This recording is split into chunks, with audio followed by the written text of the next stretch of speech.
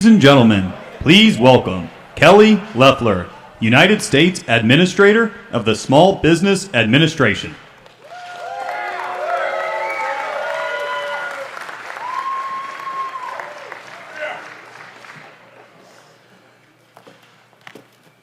Well, thank you, Toledo. It is great to be in the Buckeye State. I feel your warmth. Thank you so much for being here at Midwest Terminals. I am always so thankful when I get to travel with our great Vice President J.D. Vance, especially when it means he's coming home to Ohio. And what I'm most excited about, however, is the chance to stand with you to celebrate year one of the America First comeback. And let me be clear, this milestone is all about you. You are the hardworking Americans who get the job done every single day. You are rebuilding this nation brick by brick, and you are the ones that endured 4 long years of Bidenomics. And you proudly put Donald J. Trump back into the White House. Now, I can tell you firsthand, President Trump and Vice President J.D. Vance have not slowed down for 1 minute, and neither has their cabinet. The reason we all work so hard is because we're inspired by patriots like you. We know that you make this country great. And for me, I think of my family back home, 5-generation farm family with a small trucking company on the plains of Illinois. I know the blood, the sweat, the tears, the prayers, the dreams realized. That's the America we grew up in, where grit, not government, determined the opportunities that you had.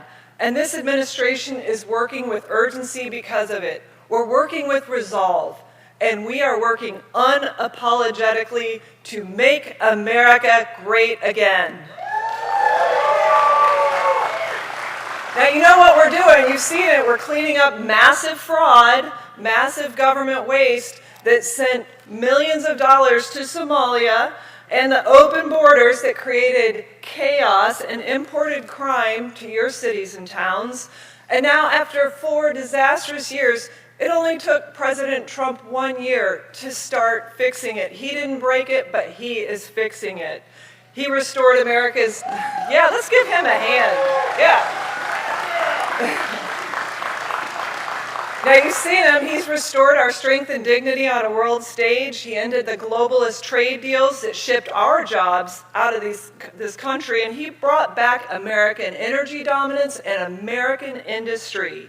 He proudly defends faith every day and stands against the radical transgender and DEI ideologies. And now the mainstream media and the liberal elites, they said it couldn't be done. We had to accept managed decline. Well, they were dead wrong. All we needed was a new president. Now, you can see it. It's coming. The America First comeback is real, and it's starting right here in great cities like Toledo. Core inflation just reached its lowest level in 5 years. Wages and take-home pay are up. Fair trade is bringing back American industry, and with about 700,000 jobs in their first year due to $18 trillion of investment that's going to come into America. We've never seen anything like it. And the working family tax cuts will put thousands of dollars back in working families' bank accounts starting this year, because President Trump and J.D. Vance are fighting courageously for you every single day. Not the special interests, not the Washington bureaucrats and the coastal elites, but for workers, for our main streets, for our families. And there is no one who knows better everyday Americans than Vice President J.D. Vance. You know his story. You know his humble beginnings in Kentucky and right here in Ohio. But now he stands in the Oval Office as the second most powerful man in the entire world, probably the universe. He's also the coolest vice president we've ever had in American history. But what's really amazing, he's a man of deep faith. He's husband to our beautiful second lady, Usha Vance, and he's soon to be the father of 4 amazing children. So, yeah. Congratulations, Vice President Vance.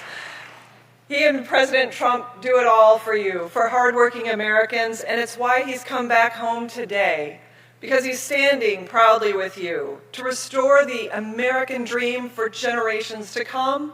Please welcome the 50th and the greatest Vice President of the United States, J.D. Vance.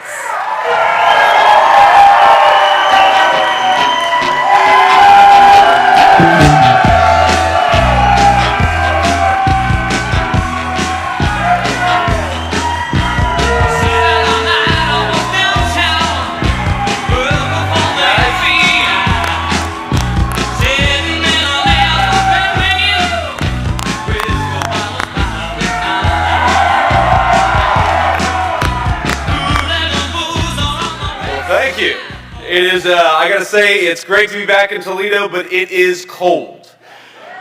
I got a little tour of the facility just before I came on stage, actually while Kelly was speaking, and thank you, Kelly Loeffler, our great SBA administrator. She's doing a great job, we're proud of her, but I think I'm still shivering from the tour I got outside. You guys are a hell of a lot tougher than I am to be able to manage this cold every single day, and I can't wait for the mainstream media stories today that the Vice President is suffering from unnamed tremors. And what I'm suffering from is Toledo in January. It is cold up here. I will say that when I was flying in here, you know, sometimes when you're vice president, you travel over the country, you travel over the world, and you're not always sure exactly where you're going. I was very excited to be back in Toledo today, but for a brief second I forgot where I was coming. I opened the window and I thought the president had sent me to Greenland. And, which is going well, by the way, which is going well. But let me give a few shout outs here. Besides Kelly Loeffler, I want to thank a few people who are here. In the front row here, we have our great United States Senator for the state of Ohio, John Husted, my replacement. And he's doing a great job. He's helped us a great deal. We have the next governor of the state of Ohio, Vivek Ramaswamy. Vivek, give it up for Vivek. I believe we have Vivek's new running mate, Rob McCauley. Rob, where are you there? Hey, Rob, good to see you, man. Thank you for being here. And I see our great Secretary of State, Frank LaRose. Thank you, Frank. Now, Rob, I'll give you advice as a number two.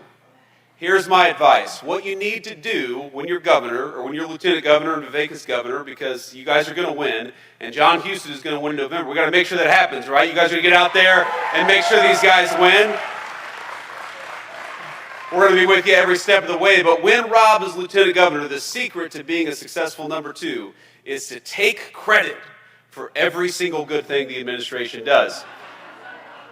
And when anybody criticizes the administration, you can step back and say, that was not me, that was number one. That is how you be a successful lieutenant governor for the state of Ohio. That's my approach as vice president of the United States, and I see my dear friend Jay Edwards, who's running for treasurer. Jay, it's good to see you, man. Thanks for everything that you've done for our state and our country. Now, I'm headed from here to Minneapolis, where we're going to talk with some of our ICE agents, talk with local officials about how we can turn down the chaos. And my simple piece of advice to them is going to be, look, if you want to turn down the chaos in Minneapolis, stop fighting immigration enforcement and accept that we have to have a border in this country. It's not that hard.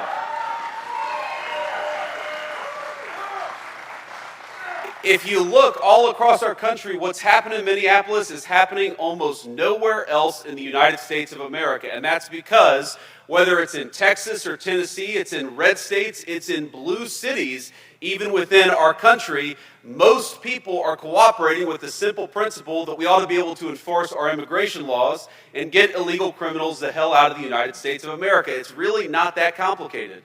But in a few distinct cities, you see this craziness because the far left has decided that the United States of America shouldn't have a border anymore, and they are willing to fight and penalize and dox and even insult our law enforcement officers in order to fight for the basic principle that anybody ought to be able to come into the United States of America. Well, I'll tell you right now, the Trump administration, we reject that. We are going to get illegal criminals out of our country, and we're not going to let a few left-wing radicals stop us.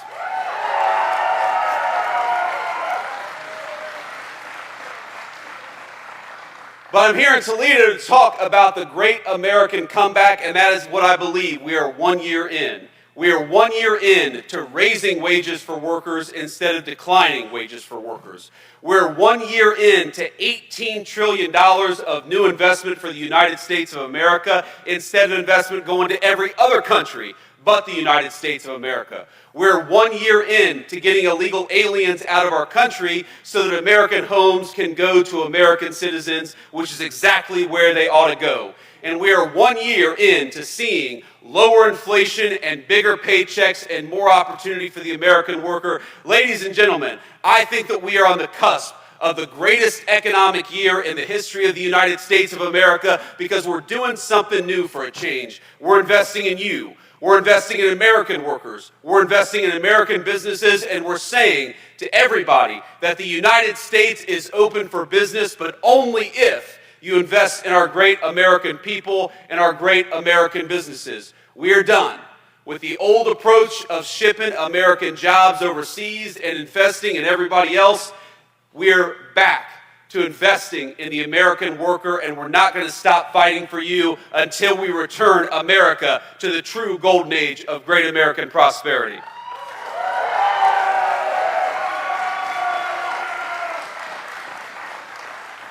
Now, even a year in, we've already seen incredible success from the Trump administration's economic policies. The IRS says that this is going to be the biggest tax refund year in the history of the United States of America.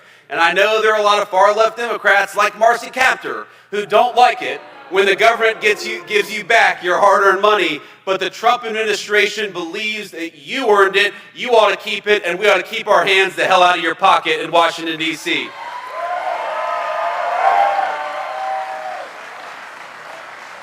So why are we going to have the biggest tax year, the biggest refund year in the history of the United States of America? It's because the president, working with the Republican Congress, got no taxes on tips. It's because we got no taxes on overtime. It's because we got no taxes on Social Security. 3 promises that we ran on, 3 promises the President of the United States kept, and because of it, every single person in this room and every single person in the state of Ohio is going to benefit from it. That's what we said we were going to do. We were going to end the green energy scam and invest in American energy workers, and we did it.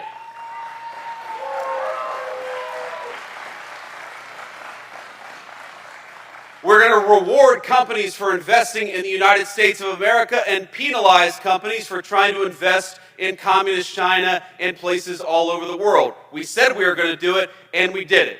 And because of it, we're starting to see the benefits for American workers every single day. We have the lowest inflation that we've had, well, since the last Trump administration. We have rising wages for American workers. You know that under the Biden administration, those terrible, terrible times, under the Biden administration, you lost an average of $3,000 over that 4 years because inflation was out of control and wages were stagnant for our country. You know, under the first year of the Trump administration, you've already gained over $1,300 in real wage gains. And my friends, we are just getting started.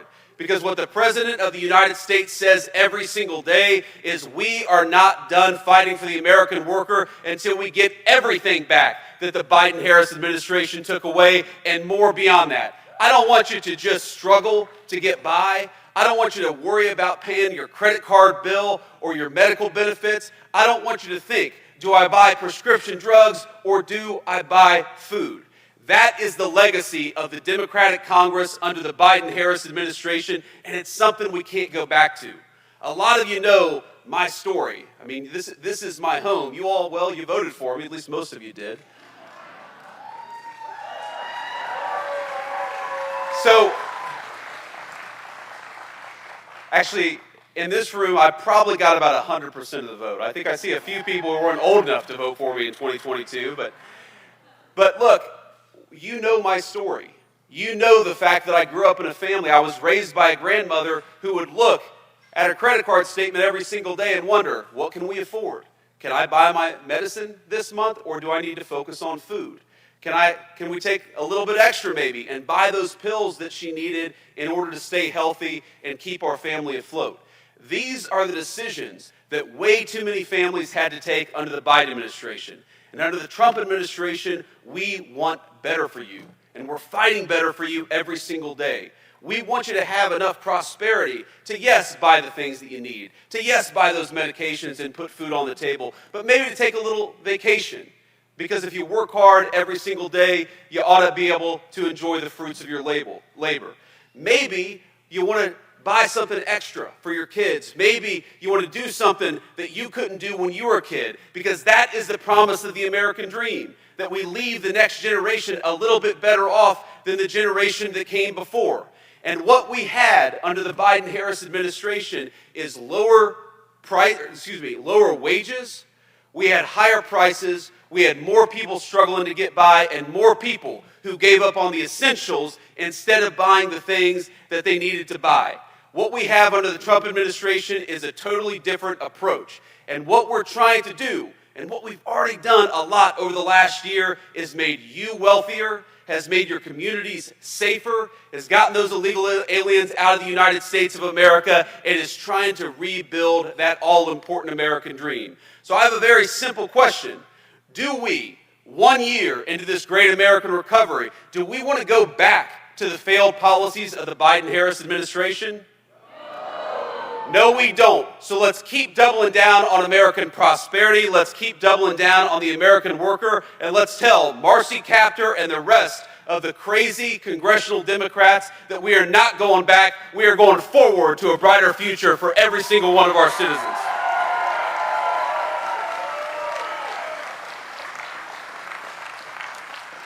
You know, there are things the media doesn't talk about that I think are so important to highlight because they show real progress for the American people. Did you know that for 4 years under the Biden-Harris administration, Americans paid the highest prescription drug costs anywhere in the world? And we did it because we had an administration that refused to go to Big Pharma and say, this is ridiculous that you're charging 1/10 the price in England or in France that you are in the United States of America. So what did the president do? One of the first things President Trump did is he hauled these pharmaceutical executives into the Oval Office. He wasn't getting any help from Congress, though we certainly would have appreciated Marcy Kaptur helping us lower prescription drug costs, but we weren't getting that help. So what did he do? He brought the pharma executives into the Oval Office and he said, you are done forcing Americans to pay more for prescription drugs than any other country anywhere in the world. And so now, thanks to the president's leadership and thanks to the support of our congressional allies like John Huston, we have prescription drug costs coming down in this country for the very first time. Whether it's antibiotics or whether it's cancer drugs, whether it's the most advanced therapeutics that exist anywhere in the world, Americans are seeing lower costs. And they're going to keep on seeing lower costs because the President of the United States had the courage to fight for you rather than international pharmaceutical companies.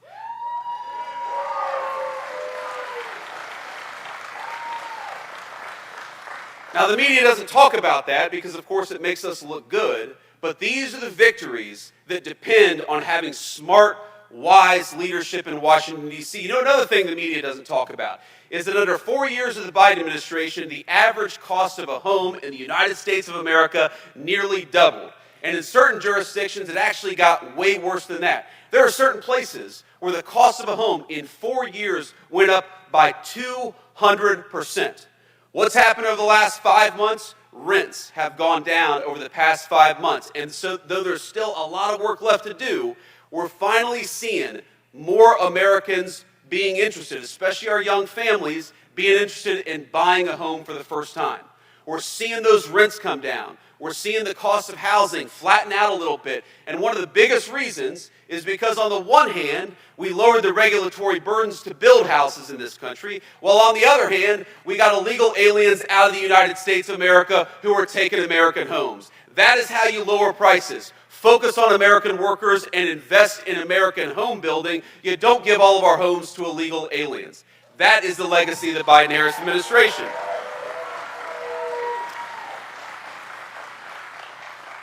But on all these things, we know there is still so much work to do. And this is something I want you to hear. The Democrats talk a lot about the affordability crisis in the United States of America.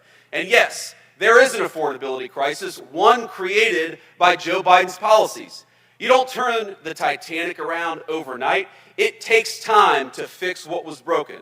I said earlier that the average American has seen $1,300 of real increase in their wages just in the past year. Well, Joe Biden, they saw a $3,000 decrease. Now, on the one hand, I'm proud of that. I'm proud of the fact that you're $1,300 richer than you were just a year ago. But you know what really pisses me off? That compared to when Donald Trump left office after his first term, you're still about $2,000 poorer. Because that's what happened under the Biden administration. They did so much damage that it's going to take us time to rebuild the great American prosperity that we had at the end of the first Trump administration. But what I'm telling you is that we are committed to doing it. As much as the media focuses on distractions every single day, in the Oval Office, the president looks at us and says, why haven't we done more? Let's do more. Do more. He'll tell us, person by person, from the Secretary of Commerce to the Secretary of the Treasury to our SBA administrator to the Vice President of the United States, fight every single day for better home prices for Americans, for lower prescription drug prices, and of course for rising wages. That is what we're going to do, that is what we have done, and that is what we promise will be the legacy of the second Trump administration. More prosperity for you.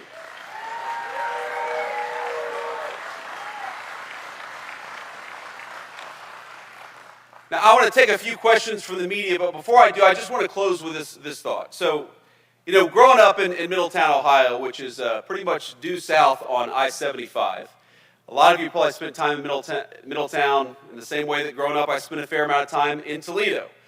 The story of towns like Toledo, the story of towns like Middletown when I was growing up was one of decline. It was a story of factories closing down, of good people losing their jobs, of families that were fracturing under the financial stress that sometimes comes when people lose that access to a good job. That is not the future that we should expect for our children. We should demand better from our leaders. And that's exactly what the Trump administration is promising. Not a story where you open up the morning paper or you turn on the TV and you see a factory that's closed down, but you see a new factory that's being built. Not a story where your neighbor lost their job, but a story where your neighbor gets a new and better job because of what is being built right here in towns like Toledo. Not communities that are unsafe, where you get mugged or murdered walking down the street, but where every single person, rich or poor, black or white, can enjoy their God-given right to public safety in their own community because we're fighting for law enforcement as opposed to against law enforcement like the last administration.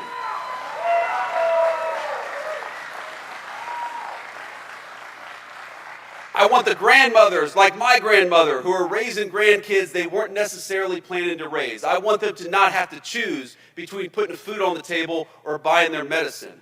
That is the future that we're fighting for.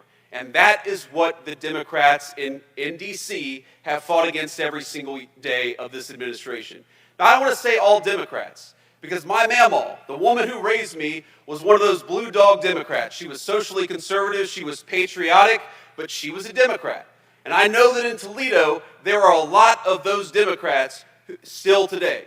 But I got to tell you, in Washington, D.C., those Democrats do not exist. They disappeared from Washington, D.C. They care more in Washington about using this country as one big fraud scheme than they do about fighting for your prosperity. And that's why we cannot reward these people come November.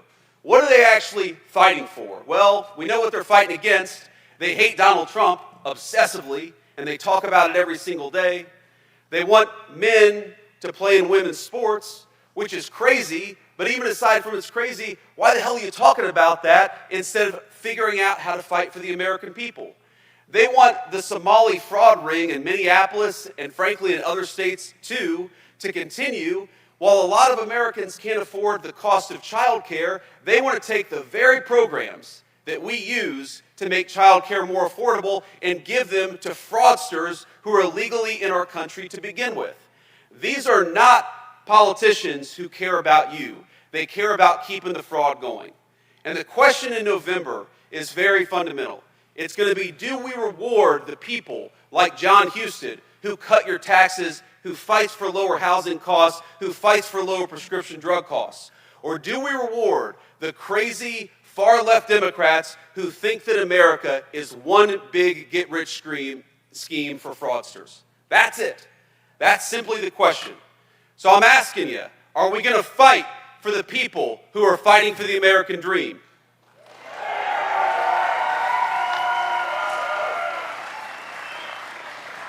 Are we going to send a message to the far-left radicals that this country belongs to American citizens, not to illegal aliens?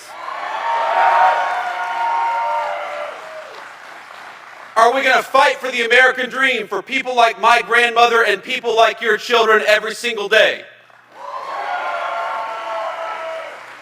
So let's remember what we're fighting for this November. It's to have political leadership in this country that fights for the American people, that fights for the American dream. Don't forget it, my friends. Let's work hard. Let's elect these great candidates to higher office, because that's the only way we are going to send a message to the Democrats that this country belongs to Americans and that the American dream belongs to the citizens who built this nation. God bless you, and thank you for having me.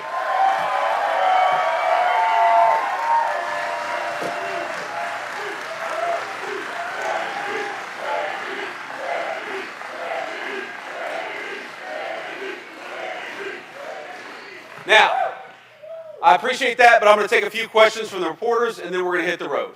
Mr. Vice President, John Kostic from News 5 in Cleveland. President Trump outlined the framework of a future deal on Greenland yesterday.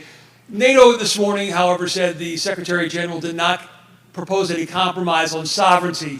What's your understanding of what is in this plan, and would you stand for something that did not include ownership even beyond where the bases are located? So John is, first of all, it's good to see you again. John is, this is going to ruin his reputation among his liberal media peers, but John is one of my favorite journalists in the state of Ohio. He's a great TV journalist from Cleveland.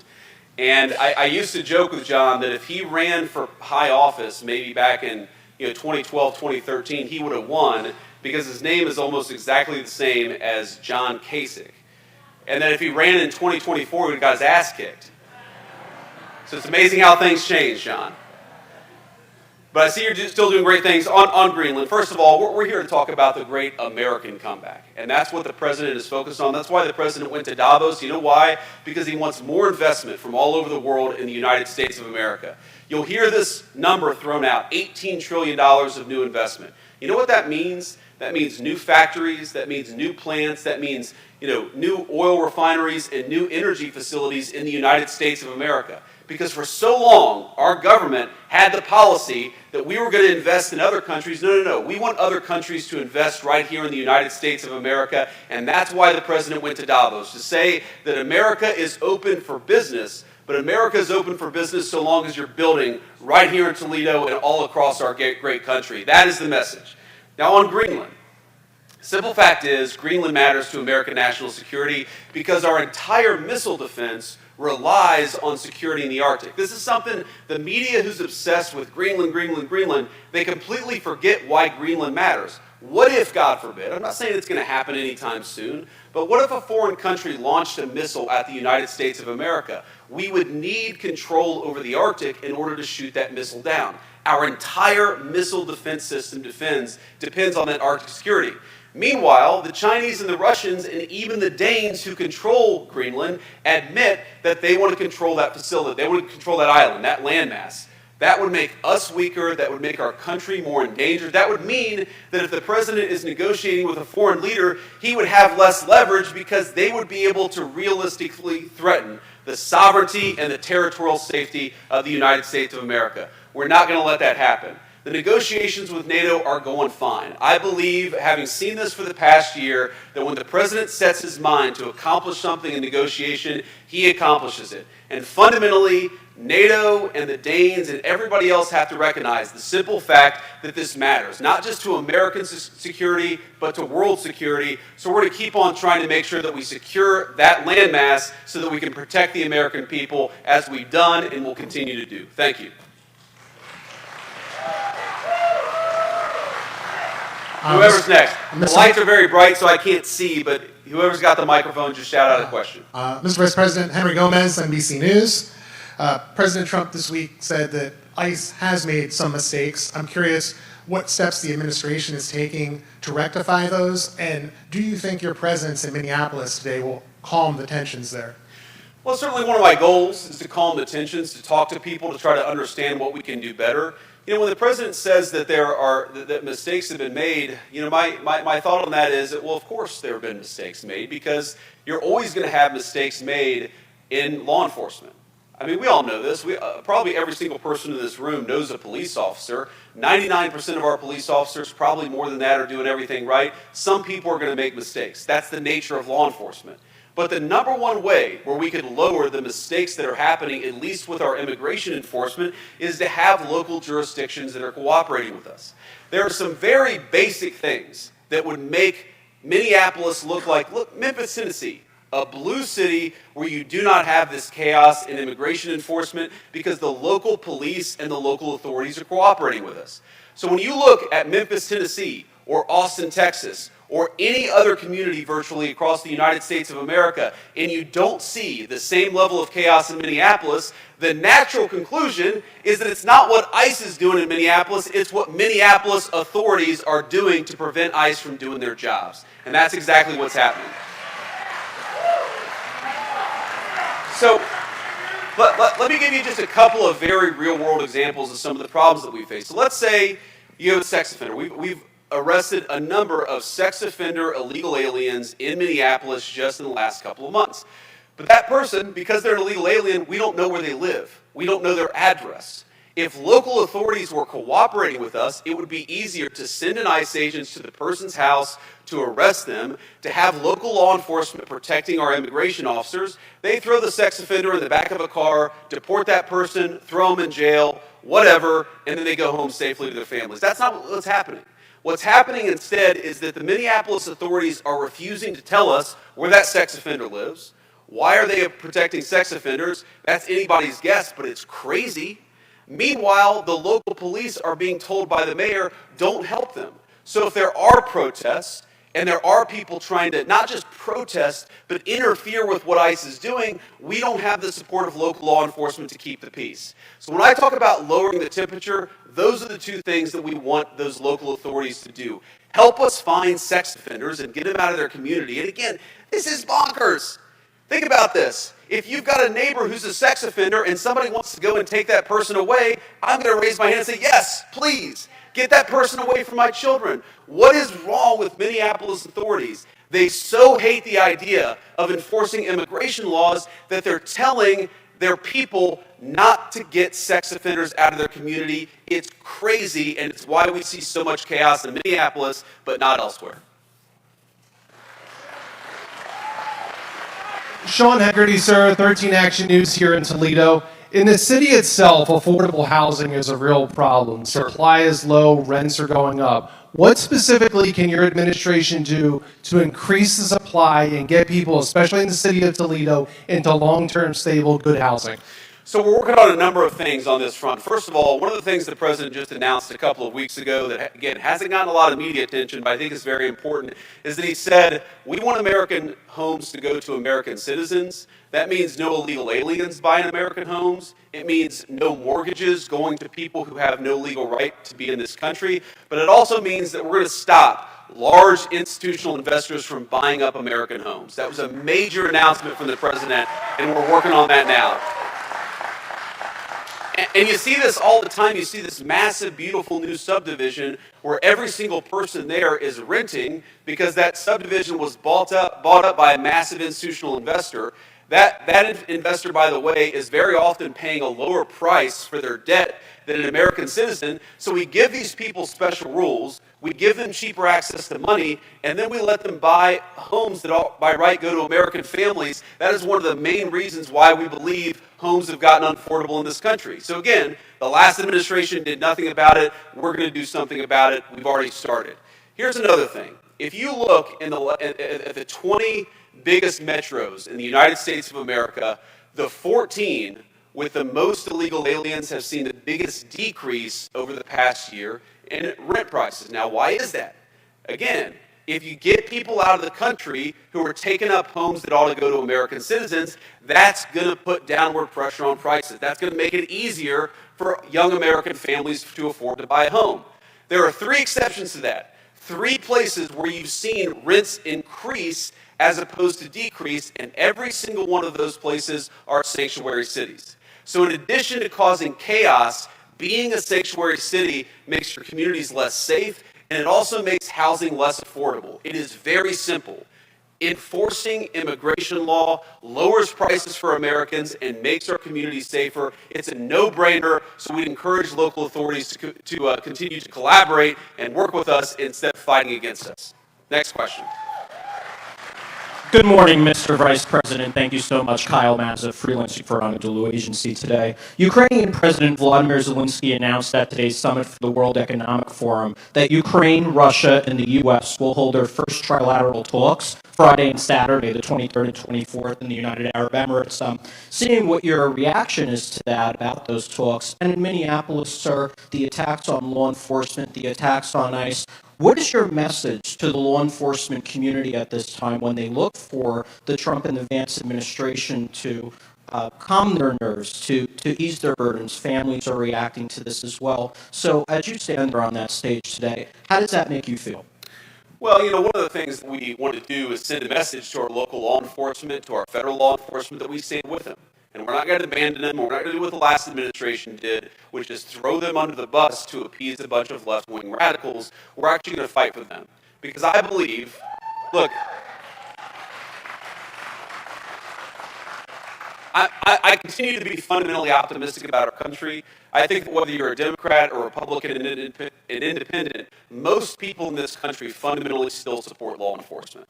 They love what people do to keep them safe. They recognize it's dangerous.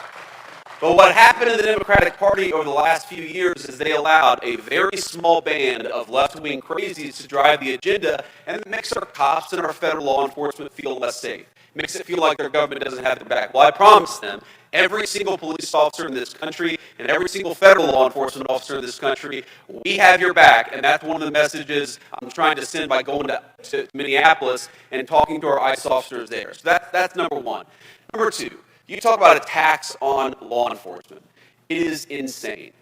I understand, look, I'm biased, obviously. I think the Trump-Vance administration has got the right approach to immigration. I think it's insane to let tens of millions of people flood across your country, many of them with violent criminal records, and then to say you're not allowed to do anything to get those people out of your country. That's crazy to me. Fine. If you disagree, if you think that we ought to let sex offenders be in your community, even if they're illegal aliens, fine. Make that argument. But make that argument at the ballot box. Write an op-ed in a newspaper. Argue about it on social media. Don't go to the streets and start assaulting federal law enforcement officers because you disagree with the policies of our administration. It's cowardly bullshit, and it's got to stop. And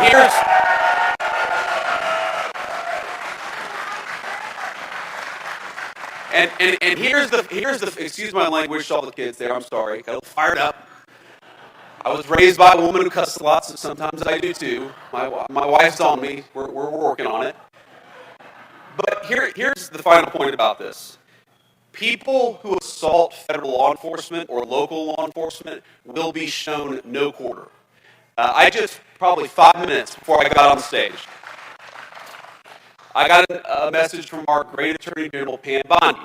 You know what Pam said to me? That they finally arrested the ringleader of those church protests in Minneapolis.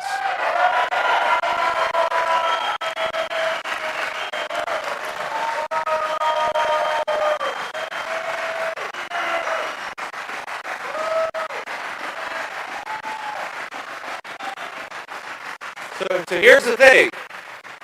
Again, you don't have to agree with my immigration policies, but if you want to protest by going to an innocent church service on a Sunday, you see these images. They're scaring little kids who are there to worship God on a Sunday morning. Those people are going to be sent to prison so long as we have the power to do so. We're going to do everything that we can to enforce the law, whether you're protesting at a church, which is a violation of federal law, or you're assaulting a law enforcement officer, which again is a violation of federal law. There are going to be consequences. There already have been consequences, and there are going to be a lot more to come. So my message is, if you're thinking about assaulting a law enforcement, don't, because we're going to lock you up if you do. Now, you asked about Zelensky and Russia and Ukraine. Look, the president, he talks about this all the time. This has been the hardest war to solve. Of the 8 wars that the president has solved, he thought this would be the easiest. It's ended up being the hardest. The fact that they're sitting down and talking is progress. And I think we've made a lot of progress here. Look, you've got 2 people who really hate each other. The president of the United States' attitude is quite simple, and I happen to think that it's exactly right. Peace is what is in the best interest of the United States of America. We want commerce between those 2 countries. We want Europe to be less focused on war and more focused on investing in the United States of America. And the best way to do that is to get that war to a peaceful resolution. We're going to keep on working on it. I've been disappointed in the past where I thought we were close to a peace deal, so I'm not going to predict that anything is going to happen in the next couple of weeks. But I know under the president's leadership, we've made great progress, and we're going to keep on making progress so we can stop the killing and get back to actually building things all over the world as opposed to people killing each other and tearing things down. I'll take one more question. Thank you, Mr. Vice President. This is Mary Margaret Olehan with the Daily Wire. I know you were here in September in Minneapolis after an attack on a church that killed school children. What does it mean to you that this attack, another attack, happened on a church last weekend, and do you want to see more arrests for this attack? So, Mary, yes, I certainly want to see more arrests because I've seen the videos and there are very clearly more people who violated the law. Now, I'll let the Department of Justice speak to that because, as you know, actually getting an arrest warrant is not a walk in a park necessarily. There's a legal process that we have in this country, and rightfully so. But I know the Department of Justice continues to work on bringing every single person who is involved in that church protest. But it's not just a protest. When you interrupt people during a worship service, that is a violation of the law. Just as you have the right to protest, they have a right to worship God as they choose. And when you interrupt that, that is a violation of the law. So yes, I think we're going to see more prosecutions there. I certainly hope that we're going to see more prosecutions there, but I'll let the Department of Justice speak to the timeline there. And on that note, let me just say, I see a lot of people here. I see a few young people. I see a lot of people working at this great factory. I just want you to know that you are the people who make the United States of America a great country. When I think about all the great things about our nation, all the great things that we've accomplished, the world wars that we won, we've gone to the moon, we've cured diseases that nobody else thought could be cured. The foundation of that is the prosperity of the American working man and American working woman. You guys are the reason why we're able to do incredible things as the United States of America. We talk about our great foreign policy accomplishments. That starts right here in Toledo, Ohio. We talk about peace in the world. That starts right here in Toledo, Ohio. We talk about prosperity for the entire nation. That starts right here with building things and making things and employing good people in dignified work. That starts in Toledo, Ohio. The cars I see on the road all over the United States of America, many of them built right here. The steel that builds our bridges and so many of our great buildings happens a stone's throw away from this very facility. I want you to know, for too long, your leadership, your government, your politicians have looked down upon you, have ignored you, and that's not happening anymore. There's so many great things I could point to, so many policies, no taxes on tips, the regulatory reform, the fact that we unleashed American energy, that every single one of those specific policy wins is about a simple fact, reinvesting in you and ensuring that your family has the same great shot at the American dream that I had. This is very personal to me. I don't know if you saw the announcement, I guess we made yesterday or the day before, but our wonderful second lady is pregnant with our 4th child, and I'm very, very happy about that.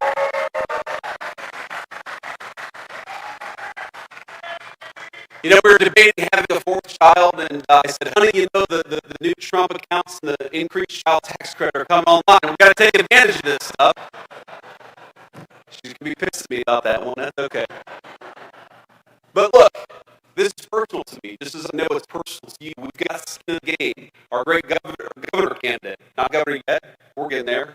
Our great senator, all of these great leaders, they love people in the state of Ohio. They love people in this community who are going to rise or fall based on whether leaders in Washington make wise decisions. I'm not saying you're going to agree with everything that we do, but I know in this room we've got a lot more agreement than disagreement. But what I am promising you is that every day for the next 3 years, as long as I am the Vice President of the United States, as long as Donald Trump is the President of the United States, we will remember that you are what makes America great and will never stop fighting for you. God bless you. It's good to be home. Thank you.